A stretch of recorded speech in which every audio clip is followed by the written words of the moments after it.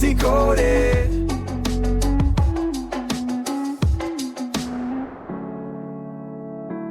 Have you ever been in a meeting, maybe you had this great idea, or you realized you'd made a small mistake, and you just kept quiet, that feeling in your stomach, sort of worried about what might happen? Yeah, that hesitation. We've all felt it, I think. Exactly.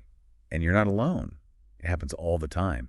And that hesitation, well, it can really hold things back. Everything from, your own growth to maybe the next big idea. It's a really common thing, actually, and it's precisely what we're going to unpack today. Welcome, everyone, to this Book Decoded podcast episode. Today, we're looking into a brand new book, The Manager's Guide to Psychological Safety by David D. Van Fleet.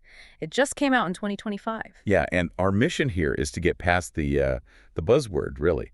We want to dive deep into what psychological safety really is, why it seems to be, well, surprisingly uncommon, and crucially, how you can help build it. For everyone's benefit, not just your own peace of mind. Mm-hmm. I mean, imagine a workplace where feeling safe to speak up actually leads directly to, better performance and more innovation. That's the core argument, isn't it? The book says this isn't just a nice to have, it's fundamental for success. Van Fleet, he defines it pretty clearly. He says it's an organizational culture where no one will be punished for asking questions, speaking their minds, reporting mistakes. Right. Talking about them and expressing concerns or proposing new ideas without being asked. So it's about feeling okay taking those interpersonal risks. Exactly, without that constant fear hanging over you. And, the idea of feeling safe isn't new, obviously, but the actual phrase psychological safety, that was apparently coined back in the 60s by Shine and Bennis. Oh, really? Back then? Yeah. They talked about a climate that encourages provisional tries and tolerates failure without retaliation. Sounds pretty modern, right? It really does. And, what I found fascinating was the mention of Google's Project Aristotle. That was, 2014? Mm-hmm. That big internal study. Yeah, they studied 180 of their own teams trying to figure out what made the best ones. Well, but the best. The best. And the answer surprised them, I think. It totally did. Psychological safety. That was the number one thing defining their highest performing teams. Not who was on the team, but how they interacted. Exactly. It wasn't about individual brilliance as much as the group dynamic, and the data backs this up powerfully. It's not just feeling good. It genuinely boosts engagement, creativity, innovation. Makes sense. Yeah. Communication flows better, collaboration improves, and people are less likely to leave. Lower turnover. Okay. And get this, the book mentions a pretty stunning ROI. Companies are seeing something like $3 or more back for every $1 they invest in improving workplace safety. Oh, $3 back. That's significant. It really hits the bottom line then. It absolutely does. Okay, so if it's so great, why isn't it the norm everywhere? The book paints a bit of a different picture, doesn't it? It does. Reality check time. A 2023 survey showed toxic workplaces are much more common for certain groups. 23% of women reported toxicity versus 15% of men. And for disabled individuals, it was 26% compared to 16% for those without disabilities. That's quite a gap. It is. And frontline workers.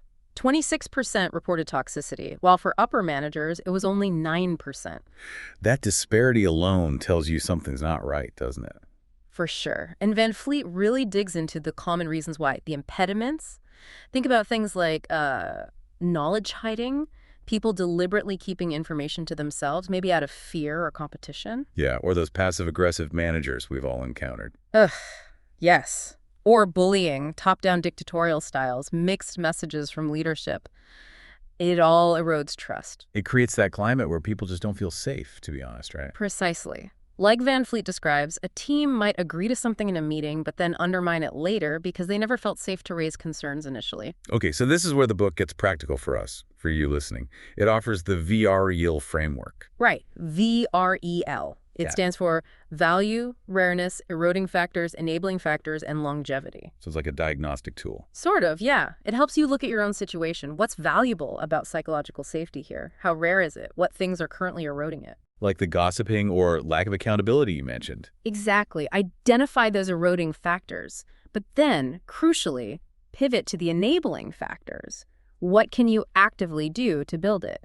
Van Fleet lists things like setting clear expectations, encouraging positive discussion, actively asking for questions. Okay, so being proactive. Definitely. And admitting your own mistakes, modeling that vulnerability. It's about building trust step by step through consistent action. And the L longevity. Making it stick. This isn't a quick fix. It's about sustaining it long term, creating that dynamic environment where people feel safe to take risks and learn together. So the big takeaway here seems to be that psychological safety isn't just about being, nice. And not at all. It's not about avoiding accountability either. Right. It's about building a space where learning from mistakes, openly and collectively, actually fuels growth and innovation. That's the heart of it. So maybe a final thought for everyone listening.